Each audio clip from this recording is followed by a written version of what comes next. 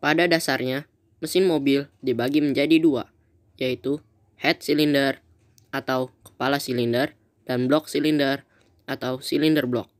Kali ini saya akan menjelaskan yang pertama, block silinder. Silinder blok adalah komponen utama dari sebuah mesin kendaraan. Blok silinder terbuat dari besi tuang.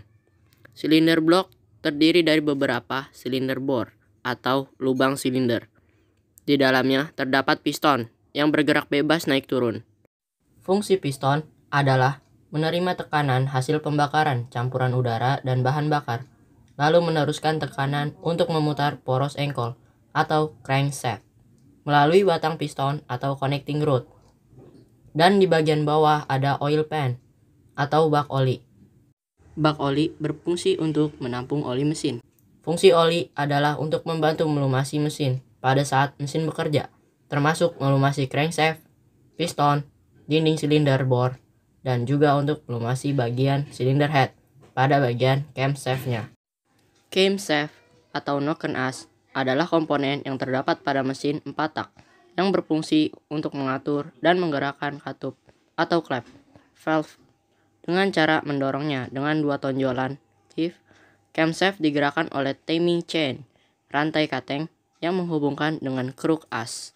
Crankshaft berfungsi untuk mengubah gerakan naik turun yang dihasilkan oleh piston menjadi gerakan memutar yang nantinya akan diteruskan ke transmisi. Batang piston atau connecting rod berfungsi untuk menghubungkan antara piston dengan poros engkol. Kepala silinder atau head cylinder berfungsi sebagai tempat kelengkapan mekanisme katup. Katup berfungsi untuk membuka dan menutup saluran gas baru dan saluran gas buang sisa pembakaran.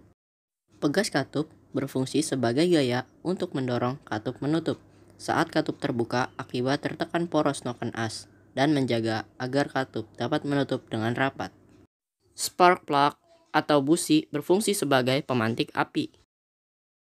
Flywheel atau roda gila berfungsi sebagai penyeimbang putaran mesin dari poros engkol.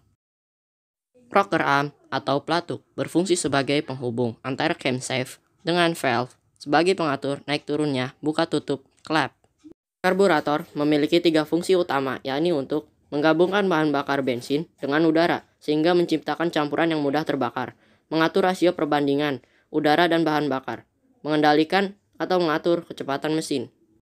Alternator berfungsi untuk mengubah energi mekanik menjadi energi listrik dan mengisi kembali aki pada saat mesin bekerja.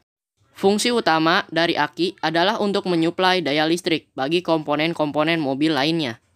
Radiator berfungsi untuk membuang panas mesin melalui media air yang bersirkulasi di dalam mesin untuk digunakan mempertahankan temperatur kerja mesin. Media cair tersebut bisa berupa air ataupun radiator coolant yang bisa kita beli di toko otomotif. Kipas pendingin yang terletak di belakang radiator berfungsi untuk mendinginkan air pendingin melalui radiator.